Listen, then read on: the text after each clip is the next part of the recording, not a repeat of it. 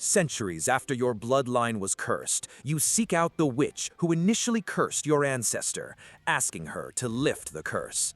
You are prepared to argue your case, expecting her to refuse. The witch, on the other hand, had only intended to curse that one ancestor and not their whole bloodline. Writing prompt by u/Kitty Fox. Written by u/nPMarley. Too weak to even breathe properly, he died on the floor of his own outhouse. A fitting end for the living pile of excrement he was, the witch nodded in satisfaction, and a good omen for you and all others of his line. How? Oh, it just means that what I need to do will work, the witch said dismissively as she began drawing sigils around the chair I sat in. What are you going to do?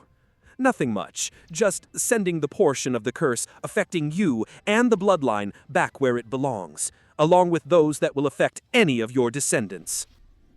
I don't understand. I suppose you wouldn't, dearie, the ancient witch cackled as she kept drawing. You see, all those cures Ivan, the molester of women, sought out weren't cures, just ways to kick his curse down the family line and not have to deal with it himself.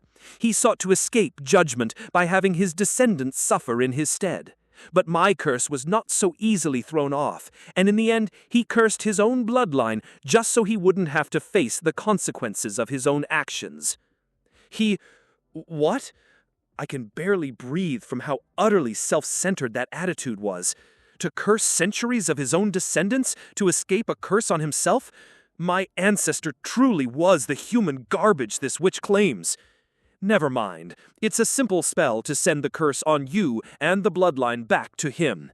And given how he died, we already know it will work. The witch cackled as she finished her sigils and stood up.